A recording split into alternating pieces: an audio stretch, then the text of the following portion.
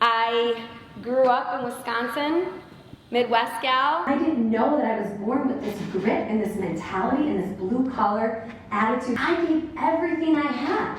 It was what was normal. My college coach, Jerry Smith, who's still one of my mentors to this day, he not only wanted to help me make the USA full women's national team, but he also wanted me to be the best person and the best leader I could be. He is still my favorite coach, the best coach I've ever had, and I'm most proud of the progress I made on the field, but more off the field.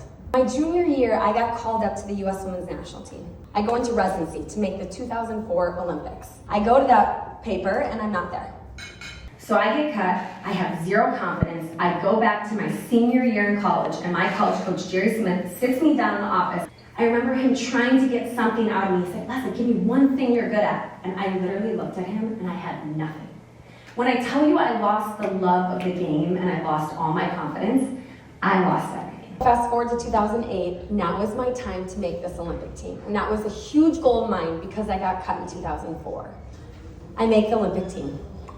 Woo! Coolest moment. 2 days later, Heard my knee go, and I knew right away, done. ACL done. Come to find out, not only did I tear my ACL, I tore all the ligaments in my left ankle. I was being told by 4 out of the 5 doctors that I would never play professional soccer again. There was only one doctor who told me, hey, we're gonna try, and we're gonna do both surgeries on your leg at the same time, and you're gonna be out 2 years.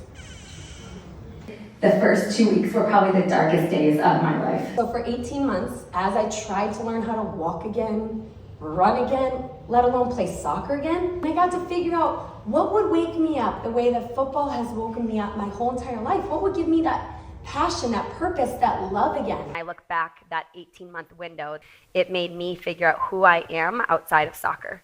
And I look at that as the biggest blessing. I was determined to get back. I was positive, and I used it as an opportunity to find out what else I was passionate about besides soccer. I learned about business, I learned about venture capital, I got into sports broadcasting. All the things that I wanted to do, but I could never do because all we did was play soccer. I got my hand in so many things that by the time I stepped foot on that field again, I was so far ahead of everybody else. It took me 18 months to get back out on that field, but I got back out there.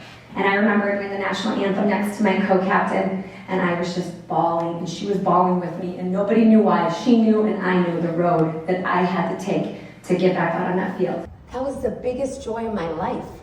And during that time, that 18 months, I found a new appreciation for the game. I go always back to being an athlete and the skill set that sports taught me, and the confidence going through all these tough journeys and obstacles have brought me to that moment where I am confident.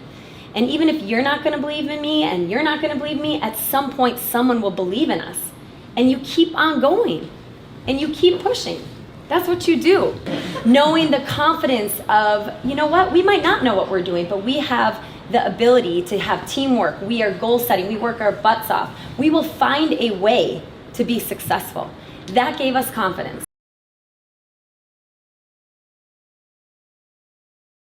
We have competed at the highest level, we've won at the highest levels, we've played around the world, we've played in every league, we've experienced the highs of highs, the lowest of lows, and we want to make this team, AFC, what we've always dreamt of. The day that Angel City announced their team, I remember calling Julie Foudy, who's a mentor of mine, I said, I can't believe you're doing this, how come you didn't tell us? We want to start a team. And she was like, well then why don't you start a team? Why aren't you guys doing this in the Bay? I said, well, we wanted to, but she gave me the courage. I called Allie, Danielle, and Brandon. I said, hey, we're gonna do this. We gotta get a team up here.